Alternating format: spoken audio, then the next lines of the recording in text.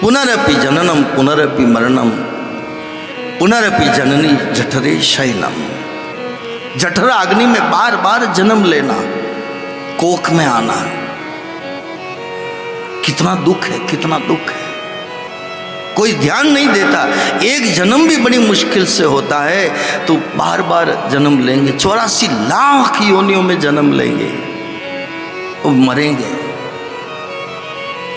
वो छुटकारा मिलता है। लेकिन ठाकुर की सेवा करेंगे तब। मंदिर ही नहीं जाएंगे, कोई ठाकुर को नहीं मानेगा, कोई इसको आदर नहीं देगा, तो कैसे होगा? तो केवट की 4 चीज मिटी थी, दोष मिट गए, दुख मिट गए, दरिद्रता मिट गई, और दावा, दावा यानी अग्नि। और हमने कल परसों भी आपसे कहा था, क्रोधाग्नि, कामाग्नि, ईर्ष्याग्नि, द्वेषाग्नि, द्वेष की आग, ईर्ष्या की आग, क्रोध की आग, काम की आग, एक चूल्हे की आग। आग एक तरह की नहीं है। और केवट ने कहा कि प्रभु आपकी कृपा से, आपके चरण धोने से ये 4 चीज मेरी मिट गई। तो अब मैं आपसे अंगूठी लेके क्या करूं? ये संसार की चीज वस्तु लेकर मेरे लिए इसका महत्व, जो लेना चाहे उसको दो। मेरे लिए 4 चीज मिट गई। और 4 चीज जिसके जीवन में मिट जाए, ये सबसे बड़ी उपलब्धि है। अध्यात्म में आने के बाद अगर 4 चीज अगर नहीं मिटती है तो संपदा कितनी ही इकट्ठी कर लो, मैं तो समझता हूं कि क्या फायदा है। दोष नहीं मिटे, दुख हमारा नहीं मिटा। आज कई लोगों के पास संपदा बहुत है, घर में शांति नहीं है, नींद नहीं आ रही है, दुख वो कि वो है, दुख नहीं मिटे, दोष नहीं मिटे, दरिद्रता नहीं मिटी। और दरिद्रता किसको कहते हैं? दरिद्रता का एक शब्द अर्थ मुझे मिला है उत्तरकांड में। दरिद्रता का अर्थ है मोह दरिद्र निकट नहीं आवा, काम बात नहीं ताही बुझावा। मोह रूपी दरिद्रता। हम ज्यादा दुनिया में मोहग्रस्त है, हम भली संपन्न है, सक्षम है, लेकिन दरिद्र है। अब अपने लिए देखें, मैं किसी को नहीं कह रहा हूं, अपने आप का दर्शन करने के लिए कह रहा हूं। हम ज्यादा मोहग्रस्त हैं परिवार में, कुटुंब में, और परिवार के लिए हम दुख पा रहे हैं। कभी बेटे के लिए दुख, कभी बहू के लिए दुख, कभी बेटे के लिए दुख, कभी जमाई के लिए दुख, कभी पोते के लिए दुख, कभी दोते के लिए दुख, कभी भाई के लिए दुख, कभी भौजाई के लिए दुख। ये सब जो हम दुखी हो रहे हैं, हम दरिद्र हैं। बहुत कड़वा सत्य लगेगा आपको, लेकिन मैं सामने है जो कह रहा हूं। मोह दरिद्र, मोह आदमी को दरिद्र बनाता है, और दरिद्र आदमी आपा छोड़ देता है, आपा छोड़ देता है। 5 पांडवों ने दीक्षा गुरु, वो धनुष विद्या कहां सीखी? द्रोणाचार्य के पास, सब जानते हैं। और कितना शक्तिशाली थे द्रोणाचार्य। लेकिन भगवान कृष्ण ने क्या कहा अर्जुन को? हे अर्जुन, ये द्रोणाचार्य मरने वाले नहीं है, और तू युद्ध नहीं जीत सकता जब तक द्रोणाचार्य नहीं मरेगा। और ये ऐसे मरने वाला नहीं है। इसकी एक कमजोरी है, क्या? ये मोहग्रस्त है। और किसके प्रति? अपना बेटा अश्वत्थामा। देखो क्या गलत है, ये आपके सामने बात है। नहीं मर सकता थे द्रोणाचार्य, लेकिन भगवान कृष्ण ने युधिष्ठिर को बताया, समझाया। युधिष्ठिर, ऐसा ढिंडोरा पीट दो, अश्वत्थामा हतोवा, मर गया, अश्वत्थामा मारा गया। तब युधिष्ठिर जी ने मना किया, नहीं गोविंद, मैं झूठ नहीं बोल सकता। अरे बोल जाओ कि नहीं, मैं नहीं बोल सकता। अश्वत्थामा मारा गया। और आप देखो अश्वत्थामा दो, एक द्रोणाचार्य का बेटा था और एक हाथी था। उसी समय सबको कहा जोर जोर से नगाड़े बजाए, दमादम दमादम दमादम नगाड़े बजने लगे। अश्वत्थामा हतोवा हतोवा हतोवा, लेकिन उस नगाड़े की आवाज में कहा नरोवा कुंजरोवा। और द्रोणाचार्य को जब खबर लगी तो द्रोणाचार्य ने यही कहा कि अश्वत्थामा मारा गया, मेरा बेटा मारा गया, लेकिन मुझे विश्वास नहीं होगा, यह युद्ध है, कोई छल कर सकता है, लेकिन मुझे विश्वास जब होगा। युधिष्ठिर बोले, और युधिष्ठिर ने जब कहा अश्वत्थामा हतोवा, वो नरोवा कुंजरोवा, वो डोल नगाड़े में चला गया। और इतना वो दरिद्री द्रोणाचार्य, हाथ में से धनुष छूट गया, मेरा बेटा मर गया, मेरा बेटा मर गया। और उसी समय भगवान कृष्ण ने यही कहा, उठा अर्जुन बाण, मार इन द्रोणाचार्य को। उस वक्त मारे गए द्रोणाचार्य। ये कथा आप सब जानते हैं। मोह ने दरिद्र बना दिया, ऐसा दीन बना दिया। अब मैं क्या युद्ध करूं, किसके लिए युद्ध करूं, मेरा बेटा ही मर गया। और आज देखना दुनिया में कई लोग ऐसे ही है, कई माता बहनें कहती मैं किसके लिए जीऊं, मैं किसके लिए इतना दुख देखूं, मैं किसके लिए जी रही हूं, कितना दुख देख रही हूं। भाई लोग भी कहते हैं अब मुझे किसके लिए क्या करना है। ये क्या है, दीनता, दरिद्रता, दरिद्रता। मोह आदमी को दरिद्र बनाता है। तो केवट का दरिद्रता मिट गई, दावा अग्नि मिट गई। तो भगवान ने कहा कि भाई कुछ तो लो, कुछ तो लो। तो वहां पर केवट ने कहा प्रभु अभी तो मैं नहीं ले सकता, आप जब वापस आओ ना तो उस वक्त मेरे को आप जो दोगे मैं ले लूंगा, लेकिन उतरा ही नहीं लूंगा। क्या लूंगा, बिल्कुल जवाब आपके सामने। फिरती बार प्रभु आते समय, फिरती बार प्रभु जो मोहि देवा, सो प्रसाद में सिर धरि लेवा, सो प्रसाद में सिर धरि लेवा, सो प्रसाद में सिर धरि लेवा। वो मैं प्रसाद आपका दिया हुआ मैं माथे चढ़ा करके लूंगा। लक्ष्मण जी बड़े वहां पर क्रोधित मन में होने लगे कि बड़ी मुश्किल से तो पार किया ना, फिर भगवान को कह रहे वापस आते समय यहीं से निकलो, हमको तो इतना हैरान किया पग धोने में, फिर कहना इधर से निकलो। बांध दिया, बांध दिया। लक्ष्मण जी से यही तो कहते हैं, अरे लक्ष्मण कितना भोला आदमी है, कितना भोला आदमी है। हम दे रहे कुछ नहीं ले रहा, गरीब है लेकिन फिर भी दिल की उदारता देखो। परमात्मा दे रहे हैं और केवट कुछ नहीं ले रहा है, और हम भगवान के सामने मांगते मांगते पूरी जिंदगी गुजर गई। आप देख लो मंदिरों में भीड़ किसकी है। भाई थोड़ा थोड़ा आगे आगे खिसक जाओ, है जगह खूब पड़ी है, खड़े रहते हैं, जगह है बहुत है, लेकिन आप कब्जा करके मत बैठो मारी माँ, थोड़े आगे आगे खिसको जल्दी से। ये कच्ची बस्ती के प्लॉट नहीं है।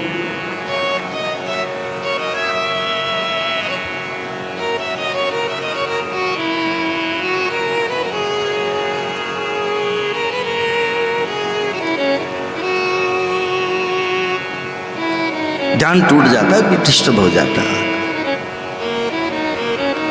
तो केवट ने यही कहा प्रभु मुझे कुछ नहीं चाहिए, और हम लोगों की लिस्ट बनाओ तो बहुत लंबी है, और जो मांगता है उसको क्या कहते हैं, हमारे यहाँ कहते हैं उसको भिखारी। अब आप बताओ हम लोग क्या, अब ये तो रामायण की बातें हो गई, हम क्या देखा जाए तो मुझे एक भजन की पंक्ति से कहना है, दाता एक राम भिखारी सारी दुनिया, दाता एक राम भिखारी सारी दुनिया, दाता एक राम भिखारी सारी दुनिया, दाता एक राम भिखारी सारी दुनिया, दाता एक राम भिखारी सारी दुनिया, दाता एक राम भिखारी सारी दुनिया, राम एक देवता पुजारी सारी दुनिया, हम एक देवता पुजारी सारी दुनिया, दाता एक राम भिखारी सारी दुनिया, दाता एक राम भिखारी सारी दुनिया,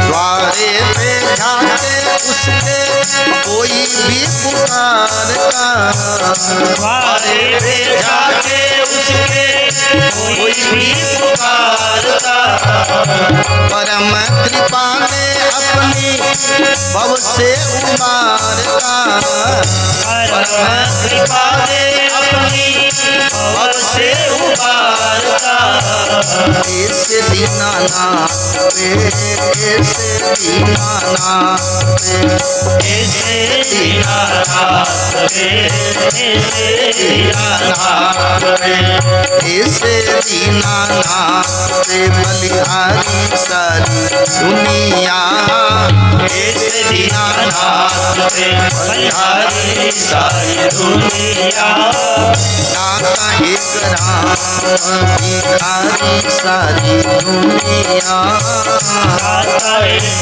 राम भिखारी सारी दुनिया, सारी दुनिया भिखारी है, दाता एक राम, सब भीख मांग रहे हैं,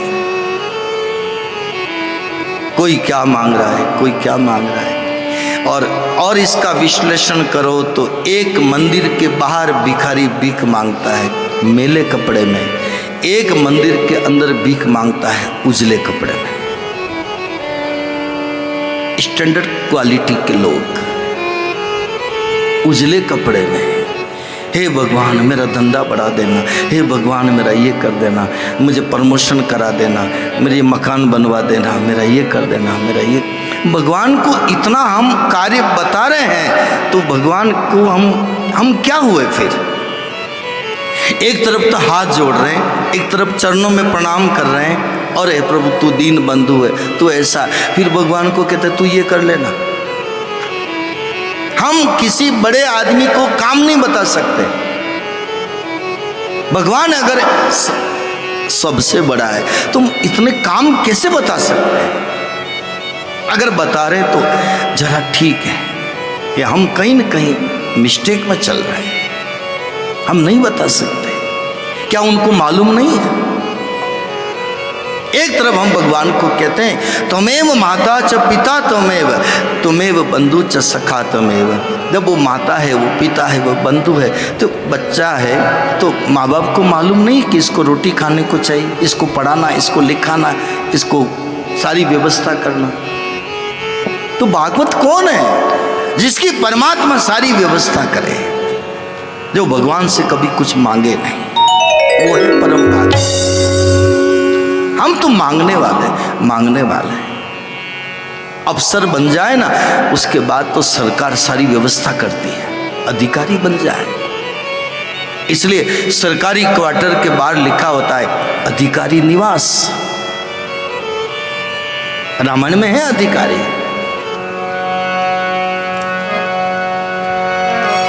सो शिव काग भुषुंडी दीना, राम भगत अधिकारी चीना। राम भगत अधिकारी चीना। अधिकार बनो, अधिकारी बनो, अफसर बनो। चपड़ासी बनने से और छोटे लेबर क्लास बनने से काम नहीं चलेगा, अधिकारी बनना पड़ेगा। भक्त कितने हुए? अधिकारी, अधिकारी। इसलिए भगवान आए उनके लिए बार बार। नामदेव के लिए आए, नरसिंह मेहता के लिए आए। परम भागवत जिनके लिए भगवान जगत का मालिक आवे, वही तो अधिकार है। कथाओं का भाव यही है, हम धीरे कथा सुनते सुनते हम अधिकारी बन जाएं। जैसे बच्चा पहली क्लास दूसरी क्लास पढ़ते पढ़ते कॉलेज में जाए, यूनिवर्सिटी में जाए और उसके बाद अधिकारी बन जाए। पहली क्लास का बच्चा अधिकारी नहीं बनता, चलते चलते अधिकारी बन जाए। शुरुआत से चले सत्संग से, और सत्संग करते करते करते करते ऐसा अधिकार मिल जाए कि हर तरह से सुरक्षा परमात्मा करे। और भगवान ने कहा, उठाओ भगवत गीता। अनन्यास चिंतयन्तो मां ये जना पर्युपासते तेषां नित्याभियुक्तानां योगक्षेम वहाम्यहम्। योगक्षेम वहाम्यहम्। अनन्य चित्त से मेरा भजन करे, अनन्य चित्त से, तो सारी जिम्मेदारी उसकी मैं पूरी करता हूं। हमको इतना भरोसा नहीं है, और भरोसा मजबूत करे उसी को सत्संग कहते हैं। भगवान पर भरोसा मजबूत है।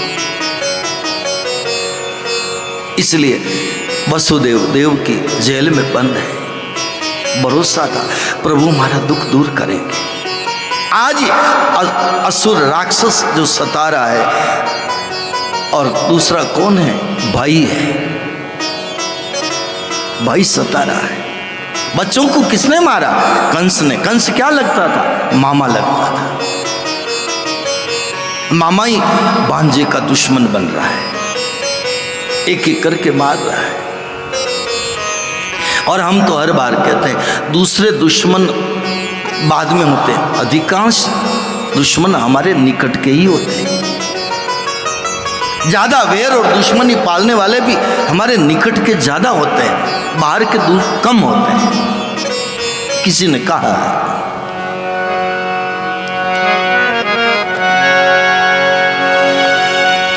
मुझे अपनों ने मारा, घेरों में कहाँ दम था। मुझे अपनों ने मारा, घेरों में कहाँ दम था। मेरी नाव वहाँ डूबी जहाँ पानी, मेरी नाव वहाँ डूबी जहाँ पानी कम था। मेरी नाव वहाँ डूबी जहाँ पानी कम था। दूसरे ज्यादा नहीं सताते, अपने ही सताते। बहुत हिम्मत देने वाले हैं ये प्रसंग, आपके हमारे दुख को थोड़ा कम करने वाला है।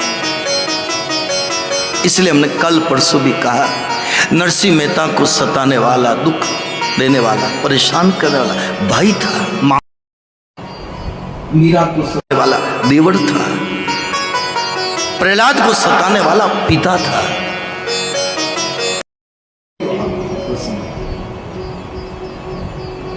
तब लिखी हुई कथा आज हमारे प्रश्न का जवाब।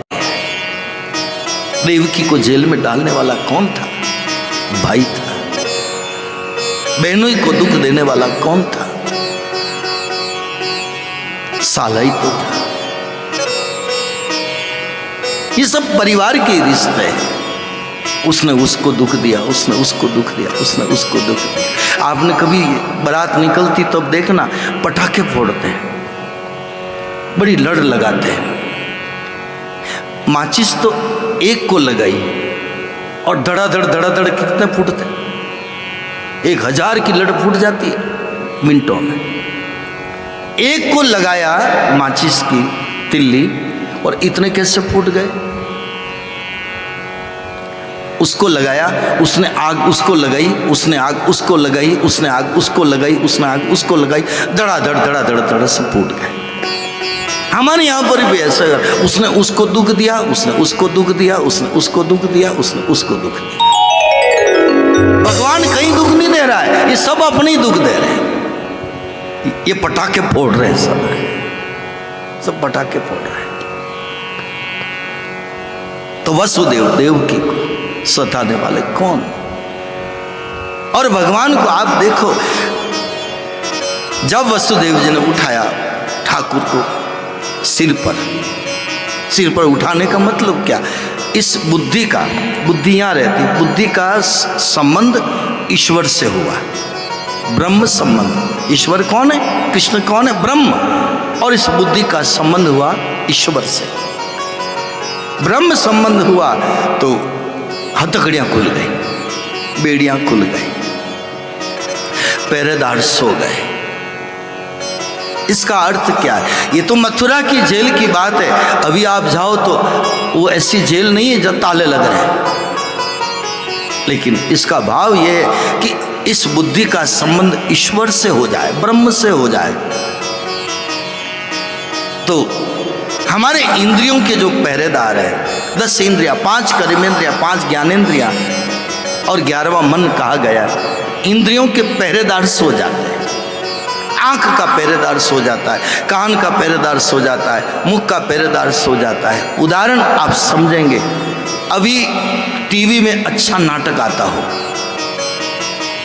अभी आपको कोई कह दे भाई अच्छा नाटक आ रहा, कथा में क्या है? कथा तो घर में पढ़ लेना। आप जाओगे क्या? आप नहीं जाओगे, आपकी रुचि नहीं है जाने की। इसका मतलब आपकी आंख का पहरेदार सो गए। अच्छा कोई नाच गाना और भी कुछ सुनने का ऐसा मिल जाए, आप वहां जाओ कि नहीं मुझे कुछ नहीं सुनना, मुझे तो कथा सुनना।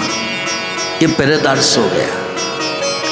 अभी आपको कहे कि वहां पर जीवन हो रहा है और भी 5 बजे तक जीवन चलेगा और अच्छा हलवा पूरी न चकानचक मिल रहा है, आपको कहा खत्म हो जाए तो हो जाए, हमको तो नहीं जाना। आपकी रसना का पहरेदार सो गया। यह है इंद्रियों के पहरेदार। द्वार पर कौन बैठे? इंद्र पहरेदार बैठे। जेल पर कौन बैठे? पहरेदार। और जवाब है उत्तरकांड रामायण से। इंद्रिय द्वार झरोखा नाना, इंद्रिय द्वार झरोखा नाना, जहाँ तहाँ बैठे सुर करी खाना, जहाँ तहाँ बैठे सुर करी थाना। थाना लगा के बैठे। और कौन? सभी द्वार पर जो पहरेदार है। हर इंद्रियों के अलग अलग द्वार है। ये तो बहुत गहराई की फिर वेदांत की बातें आ जाती, मैं इतने में नहीं जाता, लेकिन मैं तो यही कहूँगा, आँख को कुछ भी देखना अच्छा नहीं लगेगा। जब ब्रह्म संबंध होगा, खाना कुछ भी अच्छा नहीं लगेगा, कहीं जाना आना अच्छा नहीं लगेगा। और आप देख लेना, जिसकी सत्संग में रुचि होती है उसके इंद्रियों के पहरेदार सो जाते हैं, इसलिए कहीं जाना आना, खाना पीना, ये कुछ भी उनको अच्छा नहीं लगता। प्रमाण मीरा को अच्छा नहीं लगा, इसलिए मीरा ने कहा नहीं भावे थारो देसड़ लो रंग रूड़ो, नहीं भावे थारो देसड़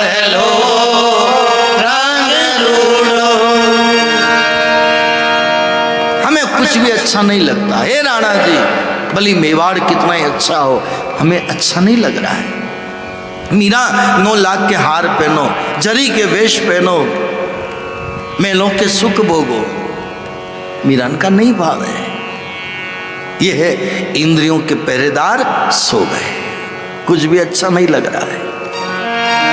थारी नागरी में राणा साधु नहीं रे,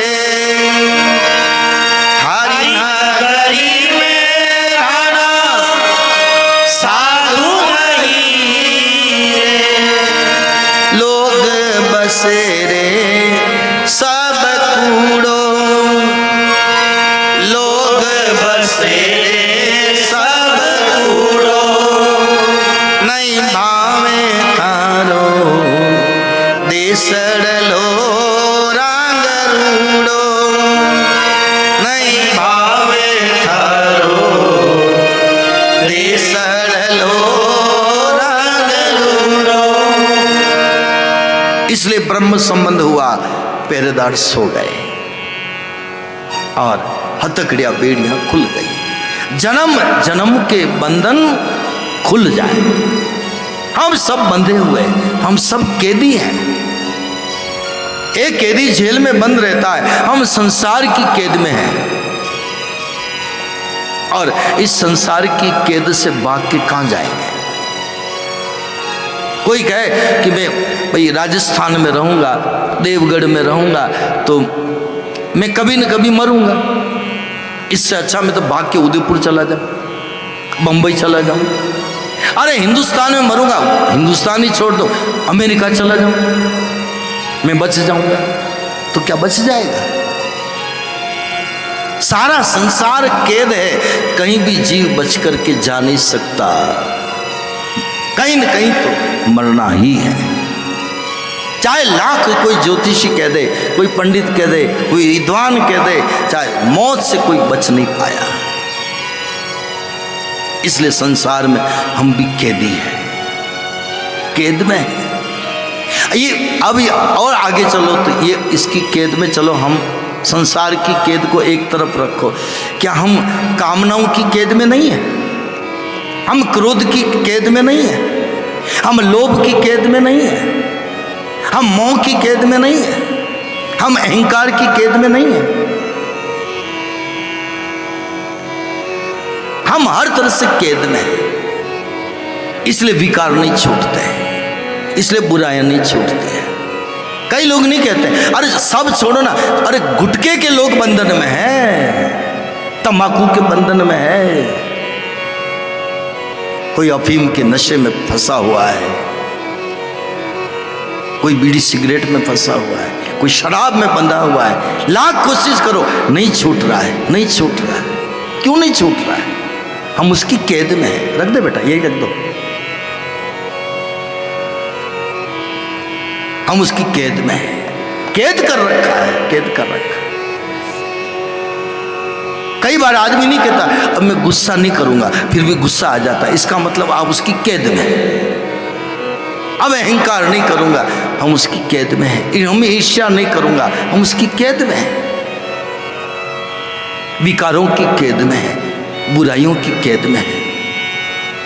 बिराजो, आज वहीं बिराजो, आप बाद में पधारना।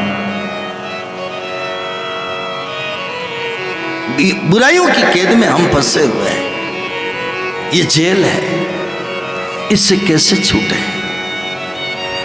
कोई ऐसा कोई संत मिल जाए, कोई भगवंत मिल जाए। हम बहुत पहले एक भजन की लाइन सुनी थी मैंने, कोई बदलेंगे ज्ञानी जन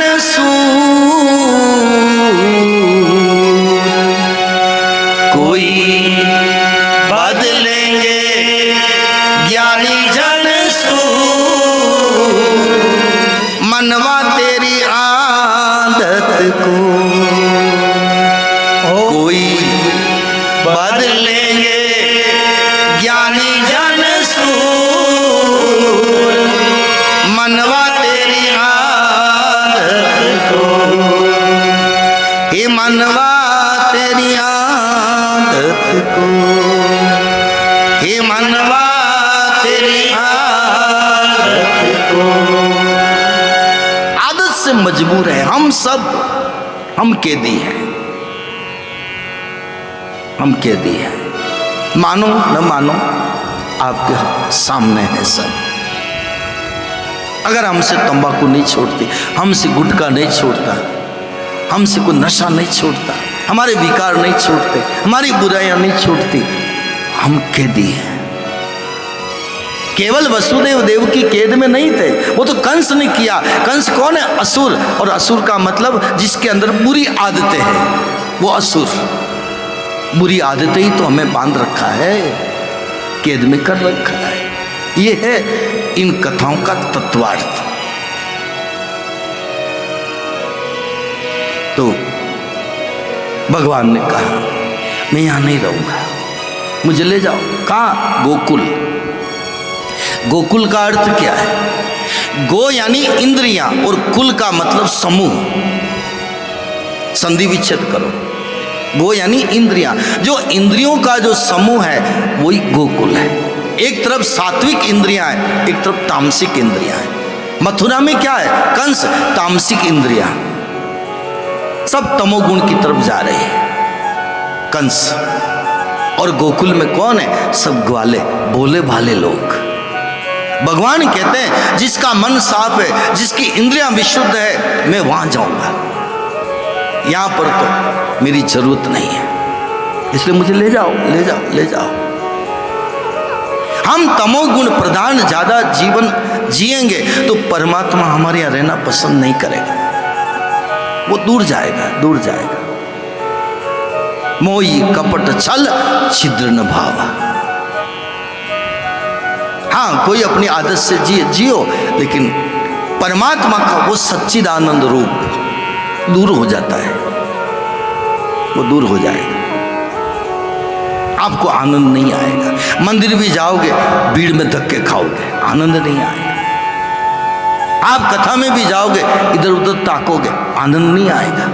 मैं तो कथा में देखता हूँ ना, एक बार भगवान ने दे रखी आंख तो देखता हूँ। कोई टेंट देखने के लिए आते हैं, कोई माइक देखने के लिए आते हैं, कोई देखे व्यवस्था क्या वो देखने आते हैं, कोई देखते ओ कौन कौन आ रहा है कथा में। फिर इधर कोई देखेंगे अरे वो भी आ रहे हैं, वो भी आ रहे हैं, वो भी आ रहे हैं। इधर माता बहनें देखी कि वो भी आ रहे हैं, वो भी आ रहे हैं। फिर इधर भाई लोग देखेंगे फलाने घर की बहू भी आई, वो भी आई, वो भी आई। किसी के घर में मौत हो गई होगी, 2-4 महीने हुए होंगे, तो अगर वो मान लो कथा में आ गई तो क्या ये अरे इसके तो घर में मौत हुई, ये भी कथा में आ गई। ये बीमारियां हैं सब। आपके यहाँ की बात नहीं करूं, मेरे उधर की बात है,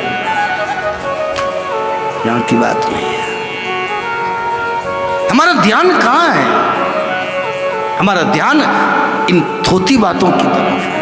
वो आया तो ठीक है, वो आया तो ठीक है, क्योंकि हमारी ये इंद्रियां शुद्ध नहीं है, इसलिए बुराइयां देख रही है। वो देख रहे, वो देख रहे, वो देख रहे, वो देख रहे। आप देखो कथा सुनते समय सती ने ध्यान से कथा कहाँ सुनी? रामायण में देखो आप, शंकर भगवान आंसू बहा रहे हैं, लेकिन सती का मन कथा में नहीं है, क्योंकि एक बीमारी थी। मैं दक्ष बाप की बेटी हूं, मैं चतुर बाप की बेटी हूं, दक्ष प्रजापति की बेटी हूं।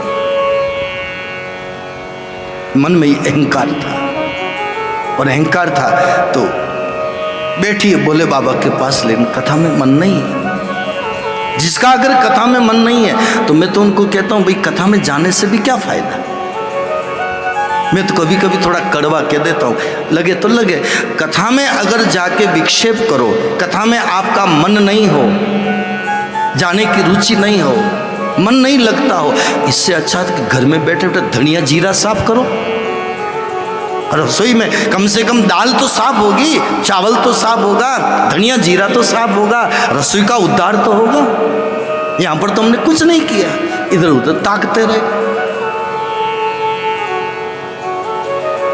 कथा तो हमारा निज दर्शन कराती है, जब अपने आप को हम देखें।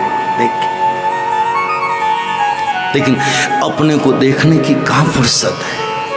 आनंद नहीं आ रहा है। परमात्मा सच्चिदानंद रूपा है। भगवान क्यों गए मथुरा से? इसीलिए गए, मुझे गोकुल में ले जाओ, वहां पर कोई छल कपट नहीं है, भोले भाले लोग हैं, भोली भाली गोपियां हैं, भोले भाले ग्वाल बाल है, मुझे वहां ले जाओ। यहां तो चालाक है, कंस, शक्टासुर, बकासुर, पूतना, कंस, चाणूर, मुष्टिक।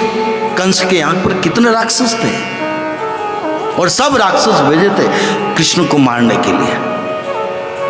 मारो उसको, मारो उसको, मारो उसको। कंस की ताकत नहीं हुई कि मारने के लिए जाए, दूसरों को भेजा। और आप भागवत में ही देखो, हिरण्याकश्यप 5 साल के बच्चे का कुछ नहीं बिगाड़ सका, इसलिए तो जल्लादों को भेजा। इसलिए तो होलिका को कहा जाओ गोद में लेकर बैठो प्रहलाद को। एक 5 साल के बच्चे को क्या हिरण्याकश्यप मसल नहीं सकता था? क्या औकात है एक 5 साल के बच्चे की? और हिरण्याकश्यप चलता था, धरती डोलती थी, इतना ताकतवर। लेकिन ये सब कहानियां कभी हुई होगी। सत्व गुण इतना पावरफुल है, ईश्वर की भक्ति इतनी पावरफुल है। असुर लोग कोशिश तो करते हैं लेकिन अटैक नहीं कर सकते। इसलिए आप देखना, सत्संग वालों को भी कई लोग देखना बुराइयां करेंगे, पीछे टीका टिप्पणी करेंगे, लेकिन सामने कहने की हिम्मत नहीं होगी। देख लेना आप, सामने हिम्मत नहीं होती कहने की। उसके माध्यम से कहेंगे, उसके माध्यम से, क्योंकि सत्व गुण है, पावरफुल है। तमोगुण डरपोक है, तमोगुण डरता है। इसलिए कंस, आप देखना, आपने सीरियल में भी देखा होगा, थोड़ा सा कोई हिलता तो डरता है, थोड़ा अंधेरा आ जाता तो डरता है, पर्दा लगता तो डरता है, अरे मेरा काल आ गया, अरे मेरा काल आ गया।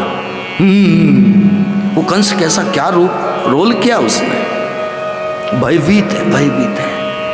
तमोगुण वाला व्यक्ति भयभीत ज्यादा रहता है। कुटिल काक इव सबही डराई, रामायण में लिखा। कुटिल लोग, छली लोग, कपटी लोग, धोखेबाज लोग, विश्वासघात लोग, बेईमान लोग, सबही डराए। रामायण कह रही है, कौए की तरह कुटिल काक इव सबही डराए, सबसे डरे। इसलिए आप देखना, भले लोग अच्छा संपन्न हो गए, अच्छी गाड़ियों में घूम रहे हैं, बहुत कुछ है, लेकिन मन में भय, कोई मार नहीं दे, कोई मार नहीं दे। भय भय भय। और भागवत तो निर्भय बनाती है। भय था मौत का, परीक्षित महाराज को निर्भय बना दिया। कथा निर्भय करती है। तो भय के कारण असुर डरते रहते हैं। और माया इधर आई तो माया ने सबको जगा दिया, और योग माया आई गोकुल में, वहां सबको सुला दिया। देखो आप इस प्रसंग को बहुत ध्यान से सुनना। कथाएं आप बहुत सुनते हैं, लेकिन यह अर्थ आपको शायद पहली बार आपको यहां सुनने को मिले। और सुना भी होगा तो अलग अलग संदर्भ में, लेकिन यहां थोड़ा आ रहा है, इसलिए कह रहा। भगवान का मन मथुरा में नहीं लगा, और योग माया को गोकुल में ड्रास नहीं आया। भगवान ने क्या कहा, योग माया को इधर लगाओ, मुझे उधर ले जाओ, एक्सचेंज करो, अदला बदली करो। जैसे गांव में जाते हैं ना, तो वो गेहूं दे दो ना सब्जी ले लो। आज भी गांव में होता है, देखो, वो तोल के सब्जी के बराबर गेहूं ले लेता है और वो सब्जी दे देता है। अदला बदली करो। मेरे गोकुल वालों को मेरी जरूरत है, और योग माया को यहाँ लेके आओ। यहाँ के लोगों को, असुर लोगों को माया की जरूरत है। और इधर से इधर आए तो उधर योग माया आई, सबको सुलाया। इधर कृष्ण भगवान आए, सबको सुलाया। कृष्ण भगवान उधर गए तो सबको जगाया। योग माया इधर आई तो सबको जगाया। ये कथा का भाव। क्यों इधर से उधर जगाया? क्योंकि जब गोकुल वाले कौन है? सात्विक वृत्ति के लोग, इसलिए उनको मेरे ठाकुर आए, आनंद आनंद, नाचो कूदो गाओ बांटो लुटाओ, इतना उत्सव मनाया क्योंकि मेरा ठाकुर आया। और इधर योग माया आई, योग माया आई तो अरे कंस को समाचार मिला बच्चा हो गया, बच्चा हो गया। ये माया, पहरेदार भी जाग गए, सब आ गए, कंस को जाके बोला और माया ने रो करके सबको जगा दिया।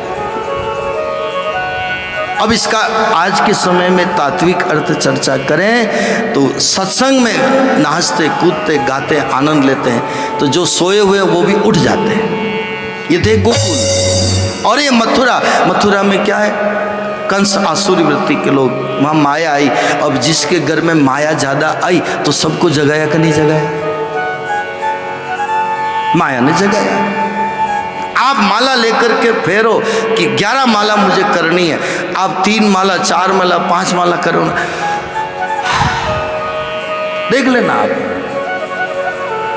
और आपको नोटों की गड्डी देख लो, गिनते जाओ ना, ले जाते जाओ, ये नोट आपको जगा देंगे। नोट गिनते हुए आज तक किसी को नींद नहीं आई। ये है माया, माया जगाती है।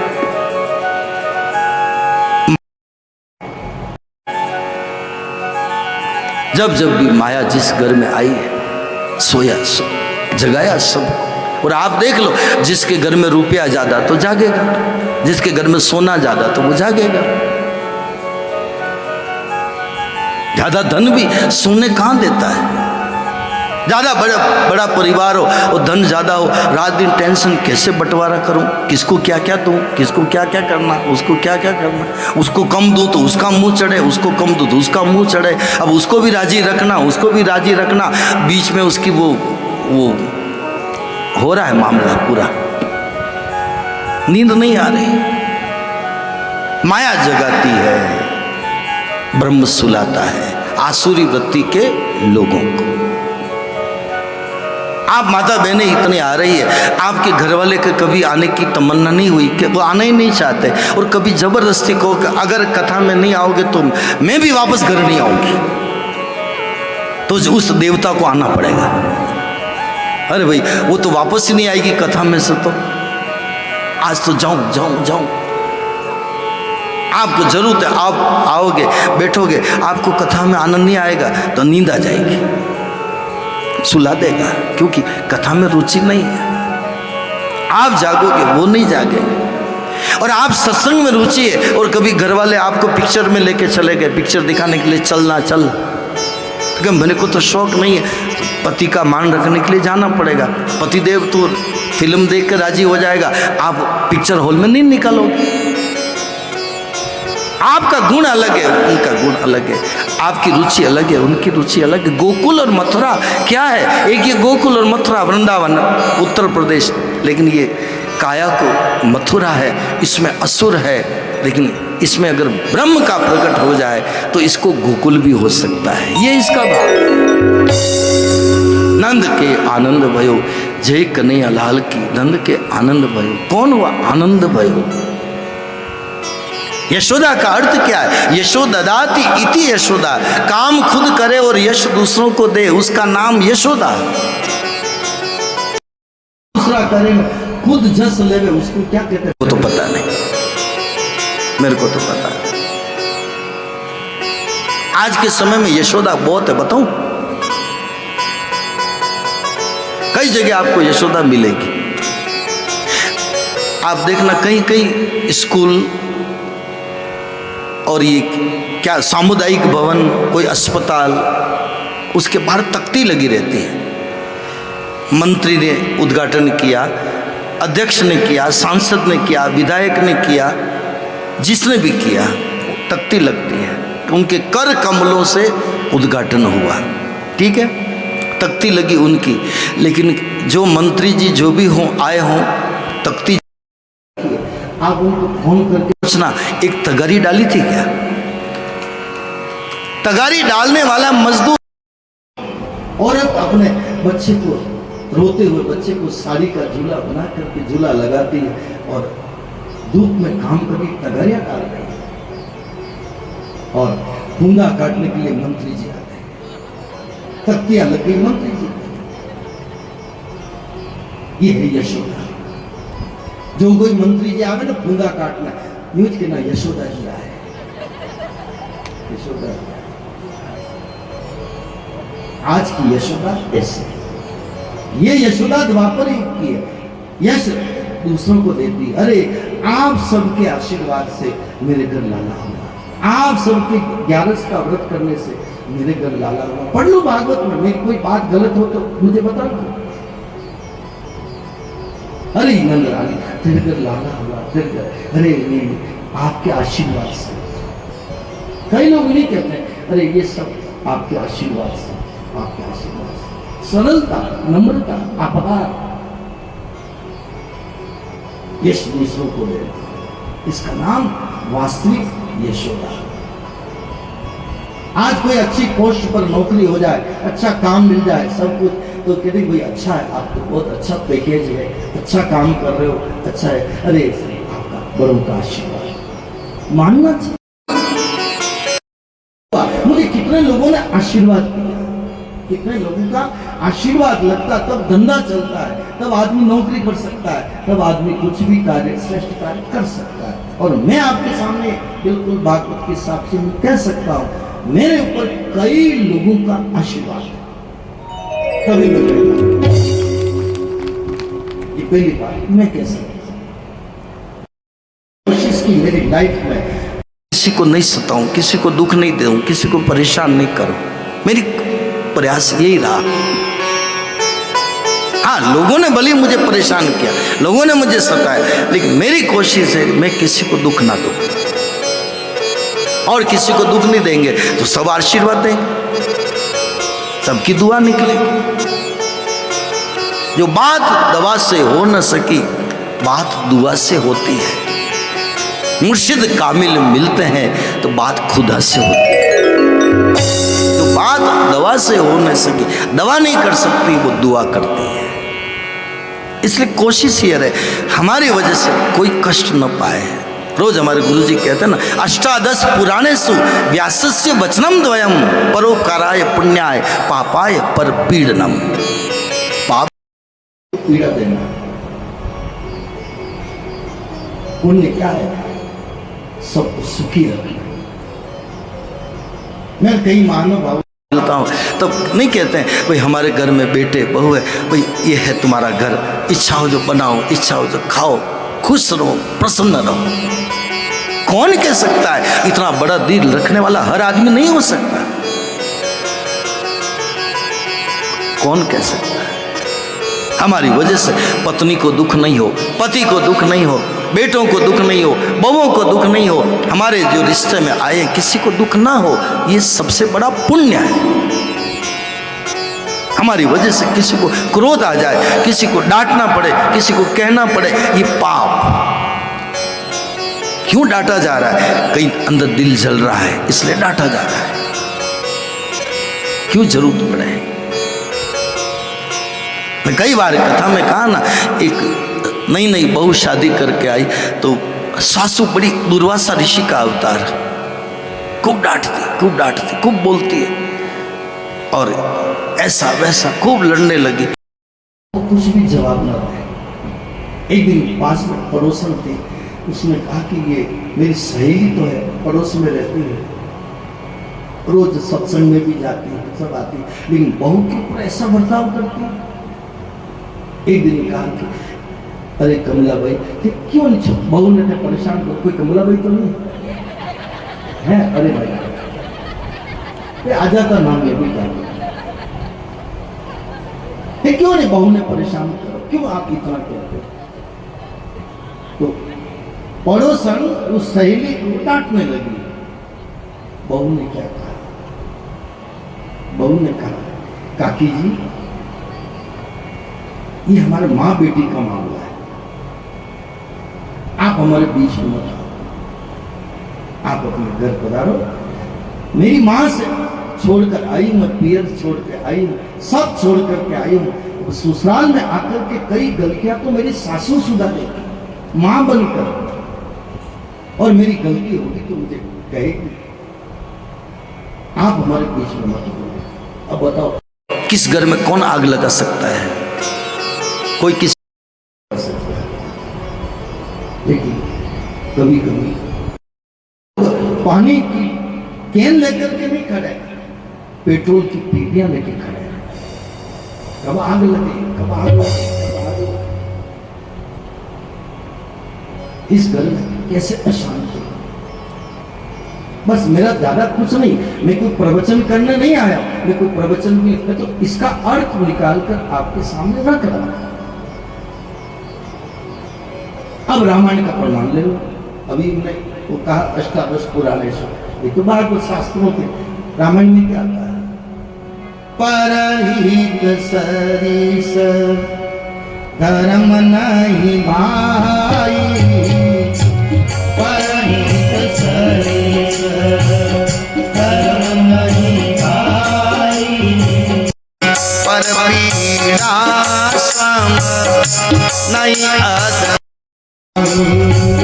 पर पीड़ा सम नहीं अधमाई, पर पीड़ा सम नहीं अधमाई, पर पीड़ा सम नहीं अधमाई। पर हित सरिस धर्म नहीं भाई, पर पीड़ा सम नहीं अधमाई। ये हमारे ग्रंथों सबसे बड़ा धर्म है को कष्ट ना हो। मैं तो माता बहनों से भी सबसे कहता हूँ, सत्संग में जाओ, कथा में जाओ, मंदिर जाओ, कहीं भी जाओ, 5 बजे पति के ऑफिस से आने का टाइम हो तो 4:45 बजे 4:30 बजे तक घर में आ जाओ। आप 5 बजे पति आता है ना, अब 6 बजे तक आओ ना। फिर कहाँ गई थी कि मैं तो कीर्तन में गई थी, फिर थोड़े से दूने में प्रसाद लेके कर लो। पर आप प्रसाद करोगे वो केला, अमरूद, मौसम्बी, नारंगी, जो भी, अब वो प्रसाद तो पति लेवे या न लेवे, आगे का प्रोग्राम आप खुद समझ लो। कौन सा प्रसाद मिल सकता है, इतना ख्याल रखने की जरूरत है। हमारी भक्ति अंधी भक्ति नहीं होनी चाहिए, जिसको कहते हैं अंध भक्ति। हमारे मायरे में हमने कहा ना, नरसिंह मेहता ने घर गृहस्थी का पूरा पालन किया, रिश्तेदारों का पूरा सम्मान किया, फिर भक्ति करी। मायरे में गए तो भाई बंधु से कहा तुम भी चलो, मायरे में नहीं आते तो कापड़ा दो। व्यवहार धर्म पूरा निभाया तो किसी को कष्ट ना हो हमारी वजह से। ये जीवन हर आदमी जीने लग जाए। मैं तो और भी बारीकी से कहता हूँ, आज की युवा पीढ़ी है, अब बार बार आज के बहुओं को, बेटों को, बेटियों को क्या समझाना। सब दिमाग रखते, सब समझदार है, लेकिन एक छोटा सा फॉर्मूला, एक सूत्र मैं सभी युवान बहू बेटियों को देना चाहता हूँ। ज़्यादा माता पिता की, सास ससुर की ज्ञान की बातें सुनोगे तो आपकी खोपड़ी भी खराब होगी। जब देखो तब ज्ञान की बातें, जब देखो जब समझाते हैं तो उनका माथा भी खराब होगा। तो एक बात पकड़ लो, माता से, पिता से, सास से, ससुर से, घर में जो भी हो, आप किससे प्रसन्न रहते हो वो हमें बता दो। फिर अब पिताजी कह दे बेटा तू 10 बजे घर आ जाना, बात खत्म। बहू को क्या बेटा सुबह समय पर उठा करो, मान गई, बात खत्म। झगड़े मिटाने के बहुत तरीके हैं, लेकिन कौन कहे किससे? किससे खुश रहते पिता, किससे खुश रहती माँ, किससे खुश रहती सासू, किससे खुश रहते घर के सदस्य। इतना अगर ख्याल रख ले तो पिता का टेंशन खत्म, माँ का टेंशन खत्म, सास का टेंशन खत्म, सब का टेंशन खत्म। मैंने कल परसों भी आपसे कहा था, आज की कई जवान लड़कियां माता पिता का कहना नहीं मानती है। माता पिता कहते हैं शादी कर लो बेटा, अच्छा लड़का देख लो, अच्छी लड़की देख लो। नहीं नहीं, मैं तो अभी मेरा कैरियर बनाऊंगा, अभी मैं ये करूंगा। अब जवान लड़का लड़की को टेंशन नहीं है, माँ बाप को टेंशन है। वो चिंता में रात और दिन, ये बेटी कहना नहीं मानती, ये बेटा कहना नहीं मानता। किसको टेंशन दे रहे हैं हम? एक हमारी जिंदगी में माता पिता मिले, भजन करे, मंदिर जाए, तीर्थ जाए, व्रत करे, उपवास करे, भक्ति करे, इनका जीवन सफल हो। लेकिन हमारी छोटी सी जिद के पीछे रात दिन माँ बाप को नींद नहीं आ रही। जवान बेटे पाप कमा रहे हैं, जवान बेटियां पाप कमा रही हैं। मैं तो ये परिभाषा करता हूं, आपको बोली ठीक ना लगे। कितने आदमी टेंशन में जी रहे हैं, घर घर में आदमी टेंशन में जी रहा है, घर घर में टेंशन, और जिद के कारण, बस जिद जिद जिद, जिद छूट जाए। हाँ करना आदमी सीख ले। हाँ में बहुत फायदा है, ना में बहुत अहंकार है। ना शब्द अहंकार का प्रतीक है। कोई भी आदमी कोई भी कुछ कह दे, ना शब्द आया इसका मतलब अहंकार है। हाँ में समर्पण है। और आप पूरी रामायण खोल कर देखो, महाभारत में देखो, युधिष्ठिर ने भीम को जो कहा, हाँ भ्राताश्री, अर्जुन को कहा हाँ भ्राताश्री, नकुल को कहा हाँ भ्राताश्री, राम ने लक्ष्मण को कहा हाँ भैया, राम ने भरत को कहा हाँ भैया। ये सब क्या है? ये कथाओं का भाव समझो। और चित्रकूट में भगवान राम गए, यहाँ देखो आप, तो भगवान राम गए तो पहले तो कहा कि प्रभु आपको चलना पड़ेगा, लेकिन बाद में राम के रूप को समझ गए। कहा कि भैया तेरे प्रेम के कारण तू कहे तो मैं चलने के लिए तैयार हूँ, लेकिन वचन के पीछे अपने पिता चले गए। इस इज्जत के लिए, इस रघुवंश की लाज मर्यादा के लिए पिता चले गए, और अब मैं चलूँगा तो भी इधर तो पिता भी चले गए। वचन दुनिया क्या कहेगी? रघुवंश वाले वचन हार गए। भैया ऐसा कर, तू कहे तो मैं करने के लिए तैयार हूँ, लेकिन सत्य को समझ ले। तब भरत जी ने कहा कि नहीं प्रभु, अब मैं आपको आग्रह नहीं करूँगा, अब जिसमें आप खुश उसमें मैं खुश। ये बात है। क्या लिखा है? जेहि विधि प्रभु प्रसन्न मन होई, जेहि विधि प्रभु, जिस तरह से जेहि विधि प्रभु प्रसन्न मन होई, करुणा सागर कीजिए सोई, करुणा सागर कीजिए सोई। हे करुणा सागर, इसको थोड़ा सा घुमा दो, थोड़ा इधर। हे करुणा सागर, जिसमें आपका मन प्रसन्न हो, आप वो करो। और चौपाई रामायण की बहुत अच्छी कही आई है। जय विधि नाथ होई हित मोरा, करऊ सो वेगी।